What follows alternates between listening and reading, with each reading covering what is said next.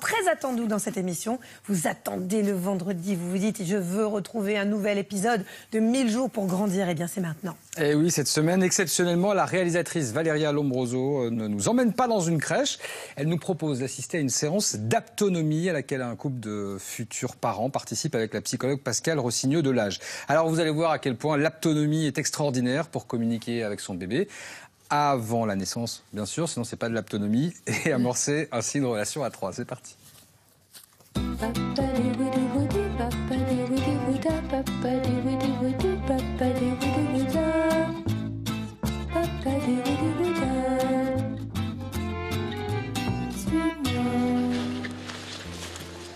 Laure et Gilles attendent leur premier enfant. Pour entrer en relation avec leur bébé, ils pratiquent l'aptonomie avec la psychologue Pascale Rossigneux de l'Age. Laure en est au 8e mois de grossesse. Ah bah là, oui, ça y est. Oui, ça y est. Tu sais que c'est ton papa. Moi, je sais qu'il sent tout de suite que c'est son papa. Ouais. C'est ton papa et ta maman qui sont là. Hein. Faites-lui sentir vraiment votre présence à vous derrière. Voilà. Oui, qu'il ait envie de se mettre. D'y aller là. Voilà. Et vous ouvrez vos mains de chaque côté. Une préparation à la naissance centrée sur l'échange et la communication dès le 4e mois de grossesse. Pour poser votre dos, là, voilà. Que ce soit vraiment des moments de pause ensemble. Le bébé humain est avant tout un être social. Il a besoin des autres pour exister. Et maintenant, faites vraiment sentir votre présence au bébé. C'est-à-dire vraiment les mains légères, mais qui vont vraiment à l'intérieur contacter votre petit bébé, faire vraiment sentir votre présence. Par le toucher, Gilles peut lui aussi dialoguer avec son bébé, percevoir ses mouvements et influencer ses positions. Le bébé est un être de rencontre. Le bébé aime les rencontres. Le bébé aime les visites comme ça. Il a réagi ? Ouais. Voilà. Le sentir bouger, le voir réagir à toutes les sollicitations, finalement c'est ce qui va se passer à la naissance, mais le fait de le faire avant, ça permet de construire l'histoire le plus tôt possible. Ça, c'est vraiment super. Je trouve ça très important que le papa puisse être impliqué le plus possible et déjà avant pour... Enfin voilà, ça nous soude déjà à trois comme famille avant que le bébé soit là, quoi.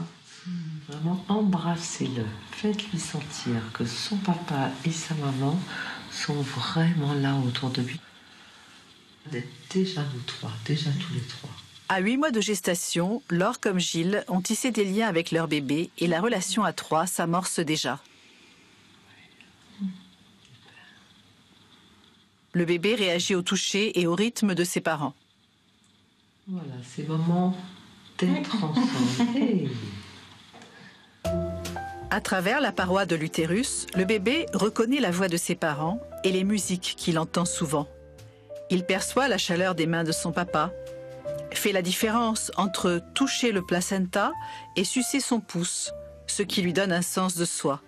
Il goûte ce que mange sa mère et ses préférences alimentaires se dessinent déjà. Les événements et les échanges façonnent son cerveau en construction, ainsi se créent les premières connexions entre les neurones. Le bébé repère les habitudes de ses parents et commence ainsi à participer à leur vie quotidienne. Quand on parle l'un avec l'autre, on sent qu'il a envie des fois de faire partie de la conversation, presque. D'un coup, il bouge et ouais, il se manifeste. L'extérieur, on sent qu'il y a vraiment une relation avec le monde extérieur déjà, quoi. Ça, c'est vrai que c'est assez magique. Et quoi encore ? Grâce aux séances d'aptonomie, Laure et Gilles ont accueilli leur enfant sereinement. Ah oui. Il n'y a pas eu de rupture dans la relation et les moments de dialogue à trois se poursuivent. Théo, qui a maintenant 1 mois, est en train de se construire ainsi une base de confiance pour la vie. C'est beau, mon bébé. Alors l'aptonomie, on en a beaucoup parlé dans cette émission. On avait même consacré des émissions entières à l'aptonomie. Vous en avez fait, vous, Florent, avec vos 3 enfants ? Oui, j'en ai fait avec la première. Et j'ai pas été fan. Je trouve que c'est assez comment dire, un peu niais, en tout cas dans mon expérience, quoi. Très. Il faut bien tomber, hein. Il faut tomber sur le bon praticien, donc. Marie, vous Non, je fais de la piscine, moi. Ah oui, vous avez jamais fait d'apto ? Non. C'est vrai? Ça m'a jamais dit non. Moi, c'était chacun chez soi et je fais de la piscine. Non, chacun son truc. Vous avez vu, hein?